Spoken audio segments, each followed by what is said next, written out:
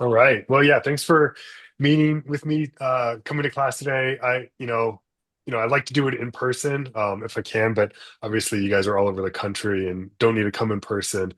But yeah, I'm not feeling very well, and so just doing it from home today. But the next couple weeks or the next 7 weeks, I'll be in the classroom, and you guys are welcome to come into that classroom or just, stay at home on Zoom. I'm flexible either way. I live super close to work, so it's easy for me to be there. It's not a big deal.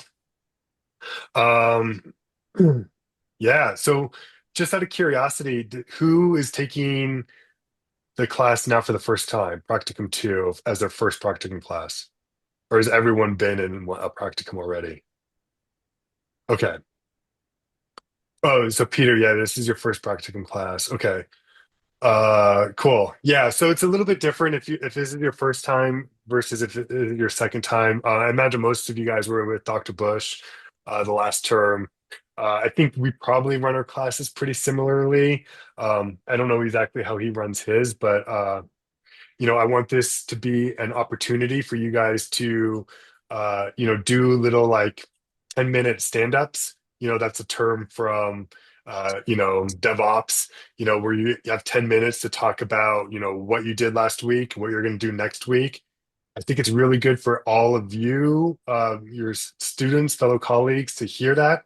I think it benefits from multiple standpoints. One of them is, gets you thinking about another project, gets you thinking about how someone else is solving a similar problem or a problem might be similar to yours. And it kind of builds a little community around it too. You get to be I like familiar with comparing my everyone. time. And yeah, I think there's some real benefit to that. And so that's how I'm going to run this class, from week 7 through, or weeks 2 through 7, is just kind of turn it over to you guys, and hopefully you guys will, give that 10-minute stand up or rundown, if you will, if you guys are fans of The Office. The rundown of what you did last week, and then what you're going to do the next week. And yeah, and then My bad. yeah, I think that's the Yeah, plan basically. love you. So I got a couple slides I prepared. We'll walk through them and we'll kind of hit all the highlights, and then we'll go over some questions that you might have. But I'm not sharing my screen. What's a rundown? uh, yeah, right. Okay, it's a joke. Got it. It's from The Office. Jim doesn't know what a rundown is. Too afraid to ask. So here we go. Oh yeah, share my screen. Nope, wrong one. So yeah, love XKCD comics. You guys are almost made it. I'm gonna turn off closed captioning. I find it really distracting. Uh, Hold on, I have to figure out how to do that. Get meeting controls, show meeting. I don't know how to do. Well, whatever. I'm gonna try not to look at it. Oh, here's closed captioning. I've There never we go. seen that. I know I had a student in my last class request it, so I had it on, but then I was like, it was really distracting because I was just reading the words that I spoke like 2 seconds ago, and it kept losing my train of thought. All right, so here we are, Practicum 2. You guys are almost done. Congratulations. Love XKCD comics. Dr. Adams, social psychologist, the world's expert on imposter syndrome. Don't be silly. Lots of scholars have made more significant. She's, oh my God. I think this is, a good comic for you guys right now. Last night we had an alumni panel discussion, and we had 5 alumni come back on. They graduated from, last year to 2018. So, they've been working professionally, leading data science teams, or just kind of starting off as a data scientist or data analyst. And, every single one of them said they every day deal with imposter syndrome. And they just get up, they solve the problem, they get a little more confident, and then the next day they come to work and someone comes to them with something that they don't know, and the imposter syndrome comes all again. And that was refreshing to hear alumni, in various degrees of their career, and wildly successful in my opinion, in the job that they have, talk about imposter syndrome. So it's real. But you guys are data scientists, and I want you to have that confidence that you are, and are going to do good work. So yeah, about me. I've been at Regis University for quite some time now. I did my PhD in University of Denver in chemistry. I'm an analytical chemist. The joke is, but it's not really a joke, right? I modeled chemical systems and now I model business systems. I was an analytical chemist, and so yeah, I spent most of my time behind the computer analyzing data. I graduated in '07, and so data science wasn't really a word back then, or it was just kind of starting. In the chemistry world, the work I did was called chemometrics, which is called, means pulling all the information you can from a chemical system. So I did the chemometrics, but it was data science. It just had a different word associated with it. And then, yeah, right after I graduated, I got a job at Regis, actually in the chemistry department at Regis. Worked in the department for about 5 years, and then um, a position opened up in the data science department, and I was able to hop on that position, and they hired me, and I've been here since I think 2016 maybe in the data sciences department. No, that's not right. Yeah, that could be right. 2018, I think, in the data sciences department. So I've been here for some time now. Now I'm the department chair of marketing and data sciences department. Um, People are still coming in, which is all good. Some things that I love baseball. Um, just a couple hobbies here. I think baseball is really neat. I love baseball.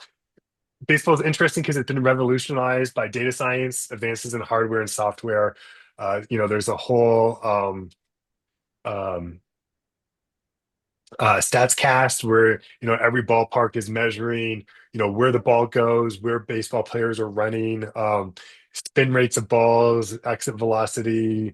I mean, every bit of data you can imagine is being collected, stored. It's all free. Anybody can download the from the StatsCast API and analyze that data. Ball, and it's just revolutionized, changed the way ball plugs are evaluating players in development, and it's changed the game of baseball for good or bad. Here's a link. You guys can't see my screen because I didn't. Shoot, hold on. No, wrong button. I have to exit out of this for you to see my screen. Pitching Ninja, he's got a Twitter thing. I love these overlays of pitchers throwing the baseball because I think it really shows the difficulty of baseball. We're here, we have a pitcher. Oh my gosh, there's so many things going on my computer right now. Why aren't these things running? Maybe I'll reload. Shows the difficulty of hitting a baseball and what pitchers can do. It's the same pitcher, Tyler Corbin, throwing two different pitches. They're overlaid on top of each other. So the ball leaves his hand at the same exact spot, goes two different directions, and hits the glove. Here's a three pitch overlay. I think he does it in slow motion, and it's amazing to me that pitchers can throw these balls at 100 miles an hour, and baseball players can hit them. I think this kind of these going in two different directions and they cross paths. I can watch these things all day long. So that's a little hobby of mine. What else do I like? I also like chess. I play a lot of chess. Well, I haven't in the last month or so because I lost a lot of games in a row and got mad. But chess is also another game that's been revolutionized by data science. The phone in my pocket or your pocket can beat Magnus Carlsen, probably the greatest chess player ever. He still plays chess.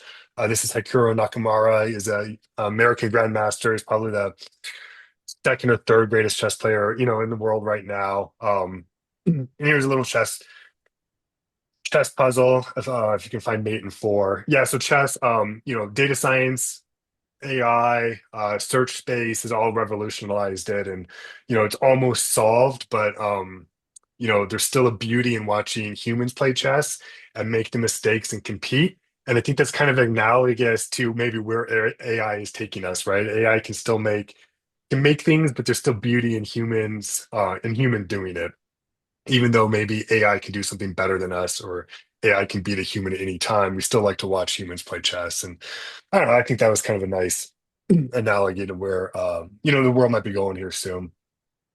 So yeah, so mate and four, right? Queen, white to move, queen comes in, sack the queen, king has to take the queen on h7. Rook comes in, puts the king in check. King has to retreat back to this square at h8.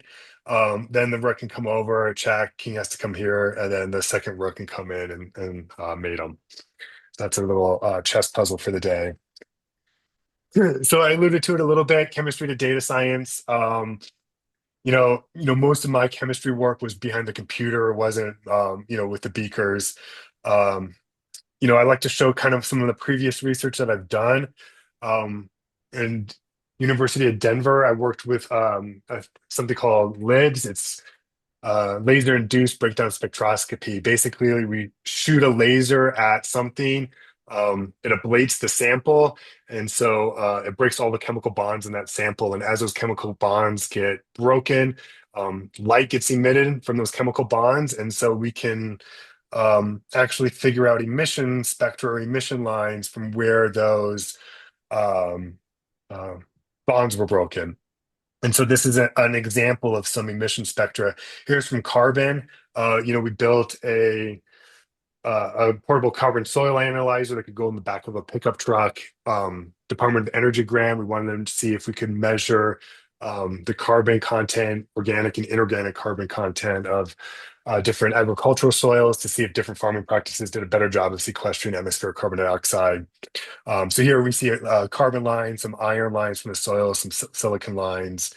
And then here's some other work using breakdown spectroscopy. We were trying to figure out if we could figure out where spent bullet cartridges were. So the Department of Defense grant, can we figure out the provenance or the country of origin of spent bullet cartridges found out on the battlefield? And so this is an example of that. Um, you know, we're looking at 900 nanometers of wavelength or 800 nanometers of wavelength under really pretty incredible spectral resolution. So we can see some zinc from the brass castings. And I did the data science or the data analysis for these things to come up with true positive, false positive rates. And so here's one bullet casting over here. These are all one group, and then these are four other bullet castings from a different manufacturer. um, yeah, and so this is just an example of how we can do that type of analysis using the data science, and it was by taking ratios of peaks, normalizing, finding outliers, I mean all the same stuff that you guys are doing now with your data. Now my research focus has been shifted to modeling scope 3 greenhouse gas emissions. Justin's working on this with me right now. Cliff worked on this with me in the past. Um, but the idea is companies are reporting their greenhouse gas emissions. So scope 1 greenhouse gas emissions is direct burning of fossil fuels. Scope 2 is indirect, but that's from the purchasing of electricity, heat, cooling. That goes into running a business. And then scope 3 is anything else in the supply chain. So you can think of upstream and downstream activities. And, as companies are starting to have to report on these based upon laws in the EU, United States, shareholders, consumers are kind of demanding climate action. And so we're trying to create a model if we can predict a company's scope 3 greenhouse gas emissions based upon financial revenue, and some other um, and some other features. And so here's an example of our prediction accuracy where we have predicted values versus actual values and some of our top features. And yeah, so that's a little bit about me and my background. You guys can always jump in and ask questions anytime you want. Personally, yeah, I love working at Regis. I live close. I have a wife, two daughters, yeah, almost 12 and 9 years old, middle school, sixth grade and third grade. All right, so into the class now. Syllabus is always important. This content is all online in the course shell, but basically, this is a continuation of a practicum one, hands-on data science experience. I say we turn over the keys to you, right? This is your opportunity to shine as a data scientist, to show what you can do as a data scientist. So yeah, you're going to be applying and cleaning EDA techniques to real-world data sets, extract useful information from the data, evaluate, synthesize it for a short video and presentation. Doesn't sound like much, but it's a lot of work to be done in, 8 weeks, 16 weeks. Um, to contact me, email is a great way to reach me. Please email me through my regis.edu. Don't try to email me through World Class. You can call my office number, but it's probably not a great way to get a hold of me. Also, a great way to get a hold of me is just to schedule a meeting. This link is also my, you can find this in other place, all over in my signature line too. But you can schedule a meeting on the calendar link. It shows my availability. You guys can do a Zoom phone call in person. Uh, Happy if you could stop by. My office is in Clark Hall on the Regis campus. Usually they're from 9 to 4:30-ish. Here's my email again. So 8 weeks right now. This week one, you guys are gonna be doing project proposal. If you are starting a new project, I'll talk about this a little bit more later. If you're continuing on a project, great. We'll just keep on with those project proposals. Week two, I might ask you to pick a different project, or you're gonna start giving me those progress reports, and we'll do progress reports up until you'll find your final presentation in week eight. So that's going to be a video and a website presence. Probably GitHub would be your website presence. Wrong way. Um, so, 7 progress reports, rated 21% overall project. Then we have the presentation, your website, GitHub, and then class discussions, participation. Then we have communication reports. So how is this broken down even more? This is all in the syllabus, but I'm going to try to grade you mostly on these things on a rubric. Um, you guys are going to do all of these things. So the rubric is more as a guide for you and me on like, what type of things should you be putting into your project or thinking about.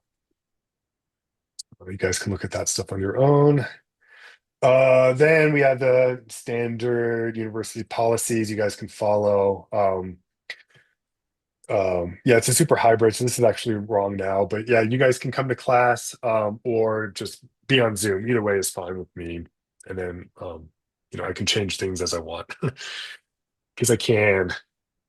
All right, so a couple of housekeeping things I want to make sure you guys are all aware of. If you haven't yet, please apply for graduation. I have a link in World Class on where that is. I think where's my screen?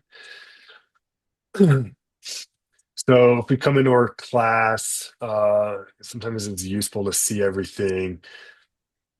I have most of our content that you need under course resource and general information. Apply for graduation's up here. So if you guys haven't yet, please apply for graduation. I don't think it's too late still. We can get you in for spring commencement still, even though we're running out of time, but you guys can still get there. All right, what else do I have for you? For graduation, exit survey. I'm gonna Please head do the out. exit survey. That's over here. Again, under table of contents, it's the Thanks. last We'll module. fall asleep. Um, Probably so will. exit survey is just, Love you. an opportunity for us to just get your opinions on the program overall. Yeah, and then some follow up. Get your non-Regis email so we can contact you at a later date if we want. I'll keep reminding you guys to do that if as a project or as the class continues, or probably in week eight, I'll remind you. I think it's good to think about past practicums, especially if this is your first time taking a practicum class. I won't um, go over these, but I have some examples from past projects over here, previous projects. 10, he did a really great one. So did James. These are some examples. I don't know why I have these, probably because I saved them back from when they taught that class. But I have a link, and this is something I'm going to be working on this term of old practicum showcases. I haven't been updated in a while, but you might be able to see some other students practicum stuff if you follow that link. I'll work on updating this, and it may still be available. Or yeah, so okay, that doesn't matter. But you guys can take a look at that. And I encourage you to take a look at it if this is the first time you're taking the practicum class. Practicum ideas. Yeah. What are you going to do for your practicum? Some of you guys may already have your practicum idea already laid out, which is great. If you don't, we have some resources on what you can do for your practicum. Again, they're all here. I don't know why I can't navigate this very well. It's because everyone's watching. Project resources and ideas. So here, it's just a website where, I think it's a website. I don't know why it's not loading here. Places where we can find data. If you're having a hard time finding data, I kind of have things listed in different headers. Um, so that's definitely a possibility. I have my own ideas. If you're searching for a project, I kind of have this idea. These are all half-baked ideas too, by the way, so it's going to take some time to work them out. But I think it'd be neat if we could host our own SQL server to house data sets. I think this would be useful for students. So if people are thinking about trying to do a data engineering project, this could be a good project. We have a server on campus that you guys could use, build a SQL server that future data science students can query to get their assignment data. So the idea for me, the benefit for the program is, we'll have a repo of, let's say, 30, 40 different assignments, data sets for all of our classes, all on a SQL server, and that way students will have to interact with that SQL server to get their data. We can collect some information about the student. You're kind of checking out that data a little bit, and that way students get more practice using SQL Server. So that's an idea I have. The Career Center on campus came to me asking for help scraping LinkedIn data from alumni and then doing some analysis on that. So if that's a project that people are interested in, I can, help advise you on that and what that would look like. Um, DeepSeek came out, at the beginning of this year, late last year. DeepSeek is a AI model that they released the weights to.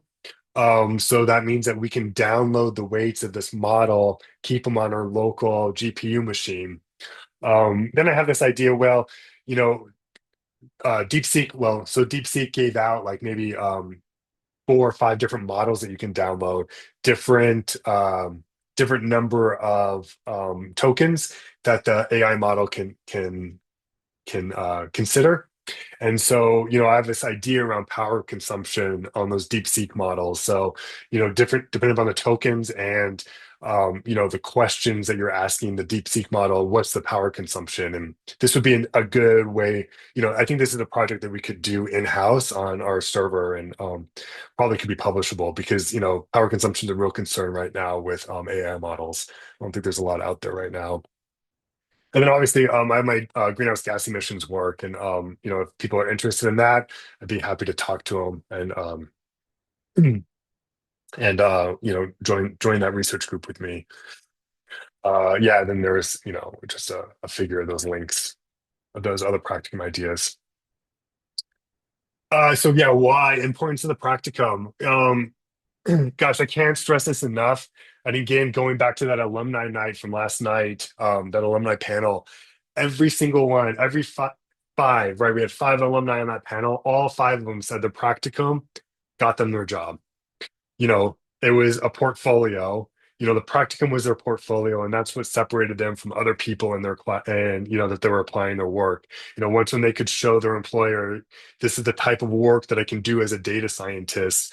They said that was probably the most important thing that got them that job. That and maybe, passing some of the technical tests and stuff, but at least they felt once when they got to that point where, they kind of showed them that portfolio, that's what set them apart.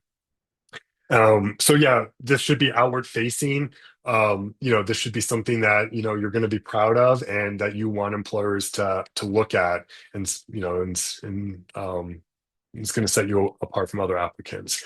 And so I just want to stress that that's really the importance of this, or one of the importance of the practicum class.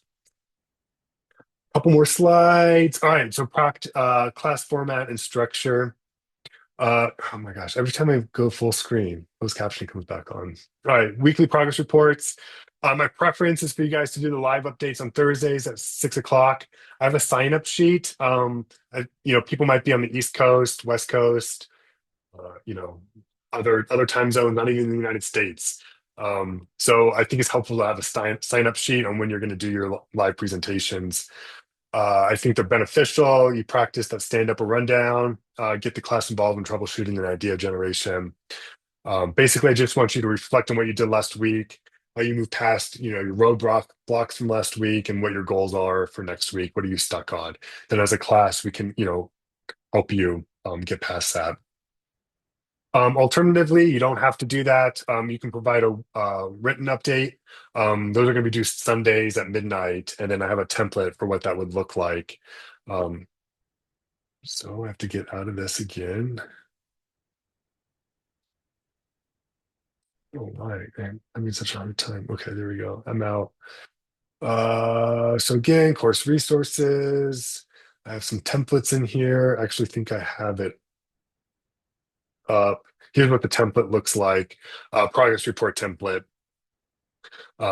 Just remind me what your GitHub repo link is, project title, summary. This is going to be the same thing every week, right? I mean, the top of this. Then just milestones, things you've done, what you're going to do um, over the next 8 weeks.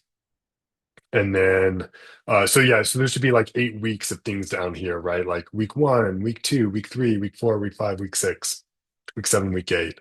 What did you do last week? What are your progress, issues, discussions? What are you going to do? Resources. So this is the written version of what the live presentation would be. So you only have to do this if you're not going to do a live presentation. We got the sign up sheet. Where is it? It's just going to look like this. For week 2, just write your name in here. I have a link to it under content, weekly sign up sheet, kind of at the bottom down here. So on this week, it's a link, but you guys all have access to modify this Excel spreadsheet. And then on Mondays, I'll open it up and put week 3 on here, right? Then next Monday, I'll open it up and put week 4 on, vice versa. So on Mondays I'll put up that sign up sheet, and so you guys can put in your slot on when you want to present. And if no one puts in anything, we'll just make it up as we go, which is also okay. But I think some people have time time that they need to consider, right? Manager time.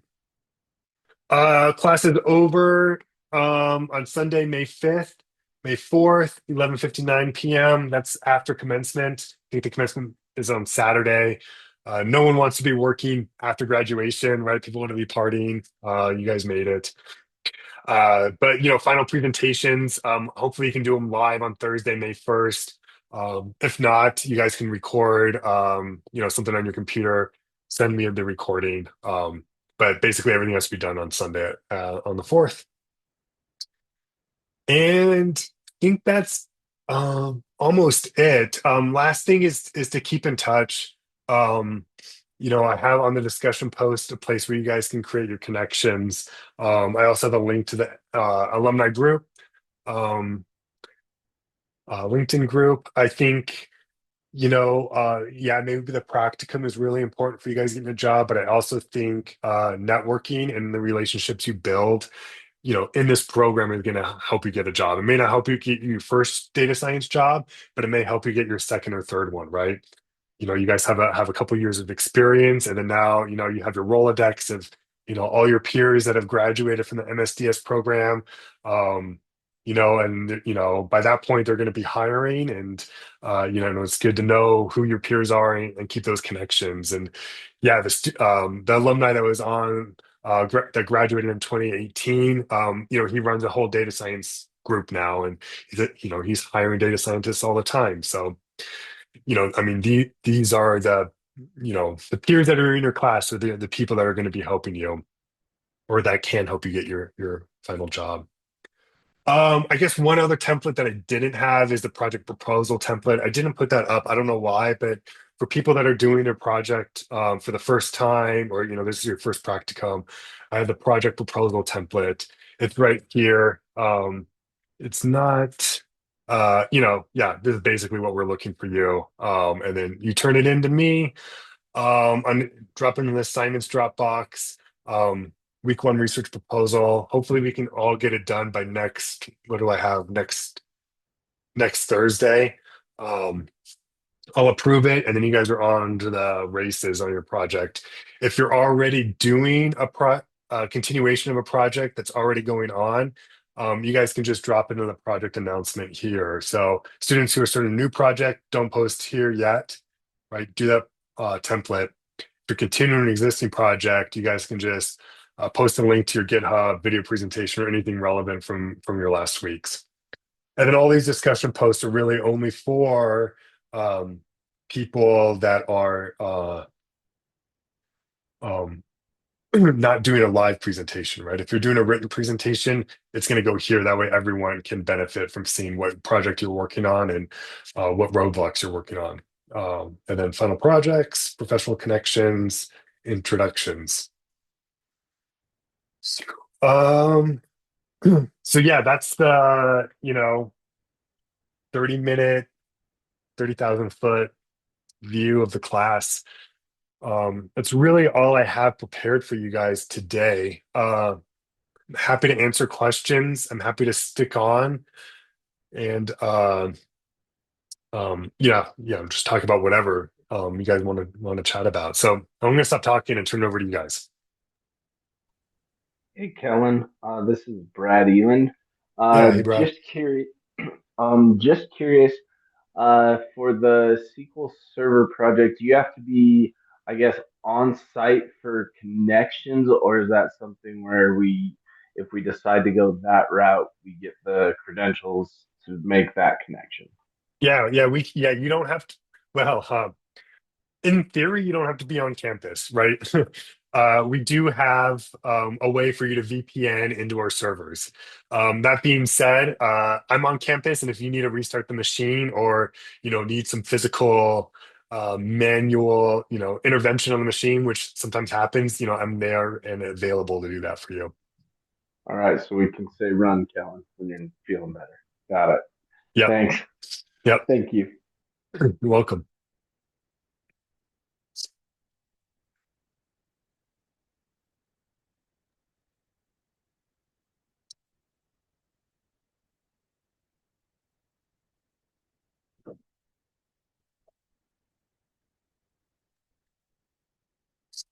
What goes in the project proposal if we're continuing on from last semester? Yeah, if you're continuing on, you don't have to do the project proposal. If you're Okay, continuing on, I'll share my screen again. Uh, if you're continuing on, just post in the project announcement a link to your GitHub, anything else relevant from your practicum one. thank you. Yep.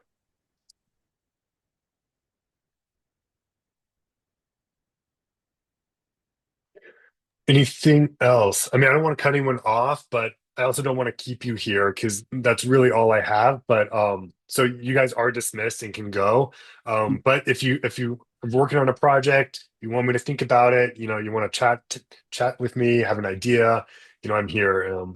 I'll stick around as long as I want.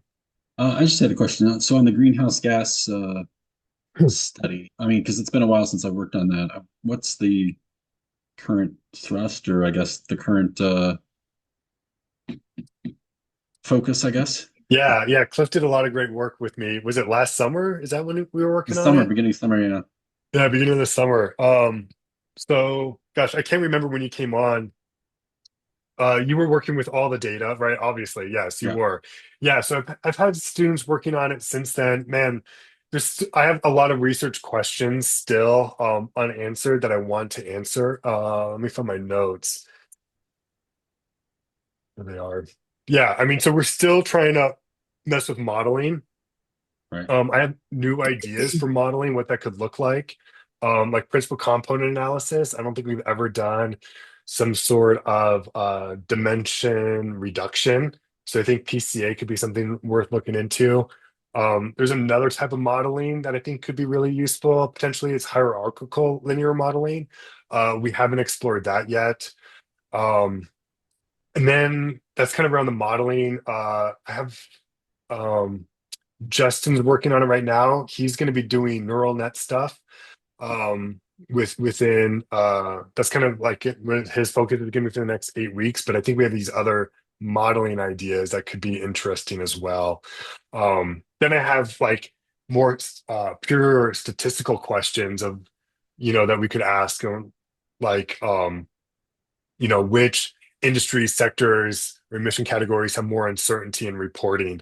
So you can imagine thinking about sparsing the data down and looking at, companies within a primary sector within a country, that, is there uncertainty or the range in which companies are reporting their emissions different depending upon what sector they're in or what country they're in. Um, or Yeah. so, yeah, Yeah, I mean, because it was self-reported data and they're kind of estimates in a lot of yeah, ways. So there was a lot of stuff that was like, this is probably wrong, but you can't really tell. yeah, Um, so I was thinking like maybe you could do some sort of clustering thing where you just cluster values in different industries and then kind of look at outliers and something yeah, to that effect. yeah, exactly. Yeah, I think clustering analysis could be really great. Yeah, Some um, some unsupervised clustering analysis. right. Yeah, I'm gonna write that down. Yeah, there's just a wealth of data here. Yeah. So if students wanted to join that group, I think there's enough research questions there they can look into. Yeah, and there were so many other pages that we just didn't even get to because there's so much data in there. Totally. Like incentives to executives in the company is does this affect things like that? There was all Yep. kinds of little tidbits. Yep. You know. Just out of Yeah. curiosity, Uh-huh. how long will this project last, do you think? Or is there like an end date? Or will this be a continuing, what's the Yes, purpose? continuing for the foreseeable future. Is there an end date to my project? No, I mean, I have goals of publishing my work, Mhm. and so, I think that's kind of my ultimate goal is to get it out and published, and get some students' names on that. But I think there's enough research questions and enough data there that this could be, something we're working on for years. Hmm, interesting. Very cool. Yeah. Yeah. It was also, and this has always bugged me, there's a lot of columns where they write in just, here's a blurb about what we're doing. And I was thinking you could do some sort of text analytics type, positive, neutral type sentiments for some of that Mm. stuff, see if that affects anything. And then Mm. there's also the thing, they're international stuff. So a lot of it's in different languages and you got to translate all that. There's different things you can do there. Yeah. Yeah. Love it, Cliff. I'm gonna write some of these ideas down.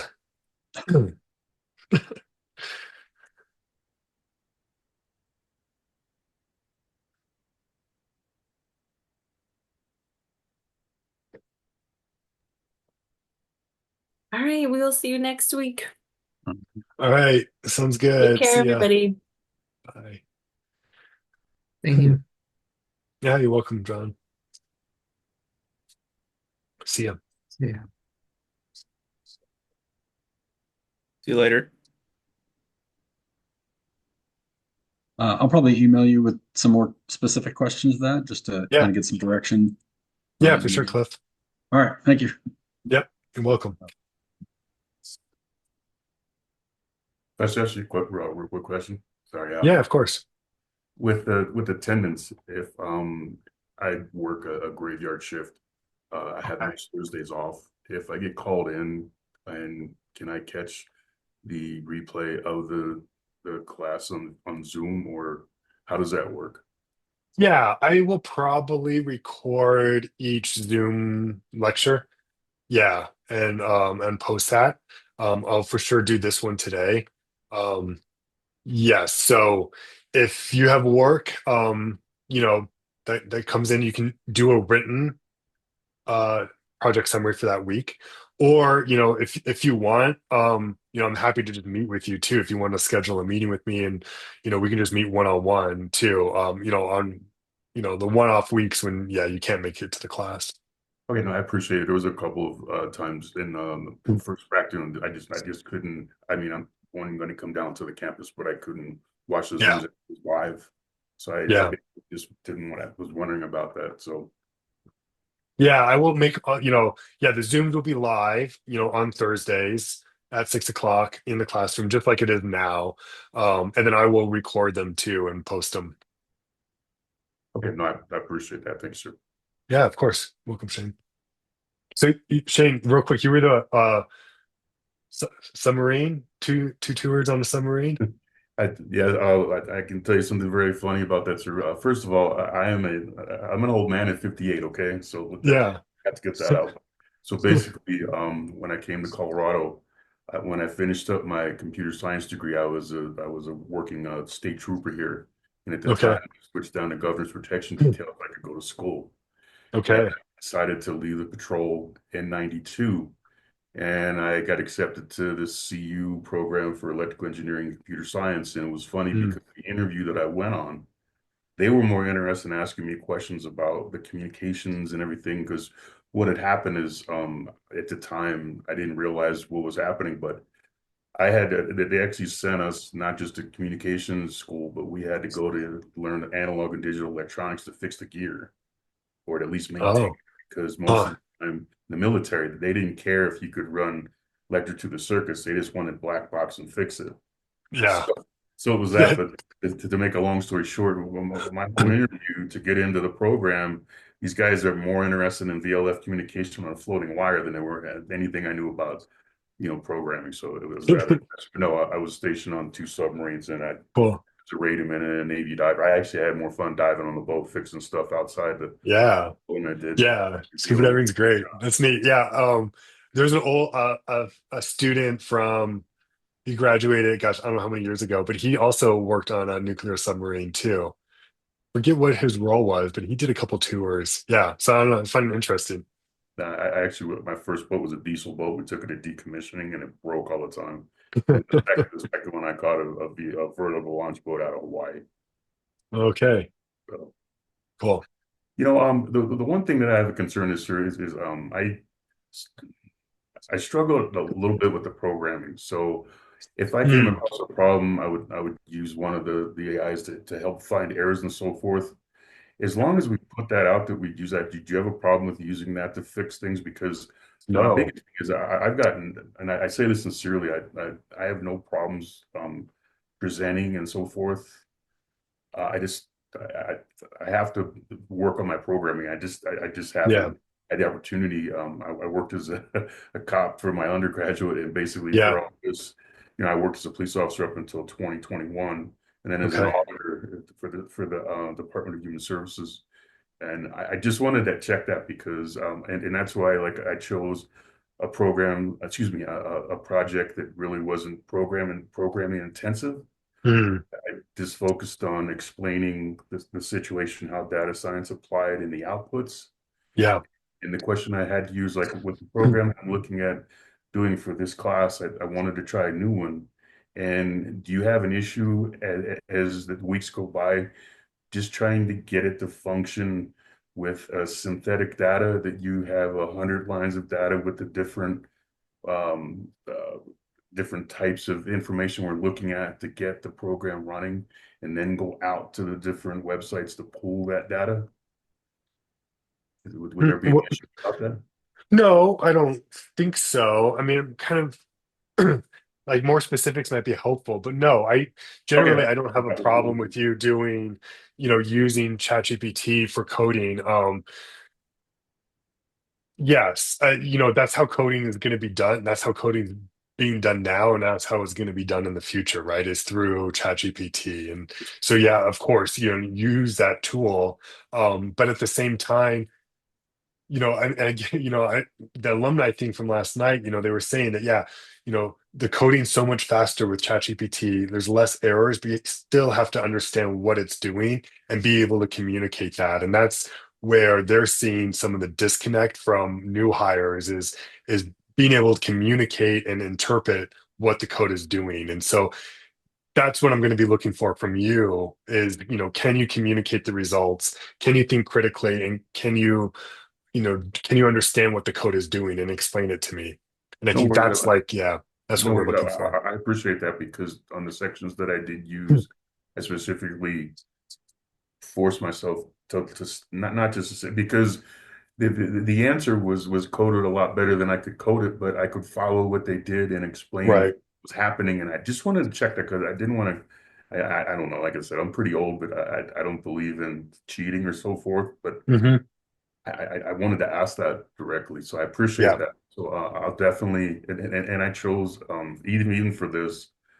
I chose one that was not heavily programming intensive just because, but it hits all the use of cleaning the data, use of the data, and what's happening Hmm. with how to bits with this. For this one I chose to look at the sales of a prescription based legal product and how to go about finding a good possible candidate to touch base with the marketing and advertising. So, and that's what my focus about this was, and bring about how to basically try to save time on focusing on people who would actually be interested. So find a legal situation like, and I'll use Colorado just to break it down. But that was my focus for this one. But I appreciate you explaining that, and then I know it's kind of crazy to have gone through that aside. I struggled with the programming the whole time because I didn't have a chance to work with my computer science degree.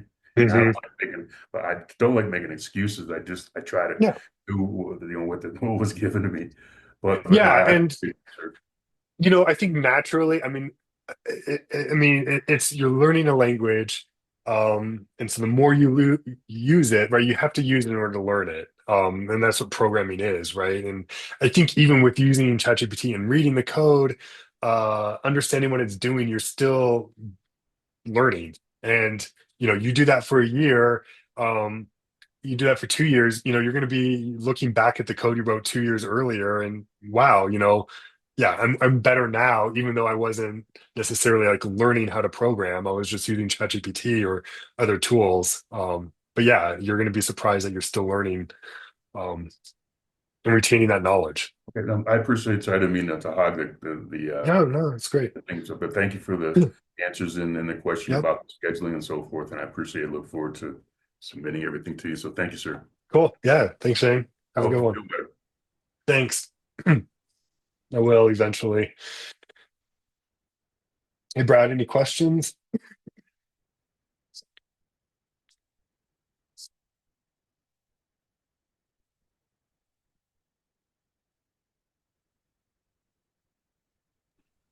Hey, Kellen. Yeah. Sorry about that. I was trying to find the mute and unmute button No there. problem. With the LinkedIn project, when you say scraping, so I've scraped or done or used Selenium like in my current role. Is that like what is it? I guess can you explain a little more what that project you're looking for in that project and the outcome? Yeah. Yeah, definitely. So, yeah, people from the Career Center came to me with this idea. They have a very manual process right now for tracking down alumni. And so basically they have a list of alumni and they want to know, where they're working, what they're doing right now, right? And so they have this list of alumni, and their process right now is to go on to LinkedIn, you know, type in their name, figure out if they graduate, if it's the right person, if they graduated from Regis, if they graduated from Regis, take their last however many years of work history that they have on LinkedIn, and then put it all someplace that they can, use for later. I don't know exactly what they're going to do with that. So they want to know, is there a way to automate that? And yeah, we were thinking that there might be a way. And again, like I said, it's kind of a half-baked idea, but you said Selenium. I'm not as familiar with that. There's like Beautiful Soup and other web scraping things that you can look for. And so, I can imagine us writing some sort of script that, takes in a student's name, looks for them on LinkedIn, looks for the, word Regis University or something to kind of confirm that they graduated, and then, you're pulling out their, last 3 years of work history or whatever it is, right? And then taking all that information, dumping it into some sort of database that they can use later. This is a project that may not probably get done in 8 weeks, but at least it could be a project that you can get a good head start on and pass it off to another student to pick up, in the second 8 weeks, or, the next 16 weeks if you're doing this as a 16-week project. Okay. Yeah, that I may look at doing that because I know my company currently uses lots of LinkedIn APIs, so I'm curious to Mhm. see if that's something that's even possible. So I'll research that this week because Yeah, that's really cool. I love data engineering. I've been doing that for 4.5 years, cool. and so yeah, like finding out how to get data is awesome. Yeah. So Yeah, that'd be really cool. I like it because I like the project for a number of reasons, but one of them is you kind of have a stakeholder already, right? Built into it, right? You're not just doing something for the sake of doing it. But there's going to be some real tangible benefit to this at the end. And yeah, it may not even be scraping, right? I mean, there might be APIs that you can use for LinkedIn. So yeah, you're on the right yeah, track. cool. All right. Well, I will look at the LinkedIn API stuff, and Cool. thank you so much for doing this even when you're feeling under the weather tonight. Yeah. Yeah, you're welcome, Brad. Thanks for that. Those kind words. Yeah, I'll get better soon. All right. Hey, have a good one, Kellen. All right, you too, Brad. Bye bye. See ya.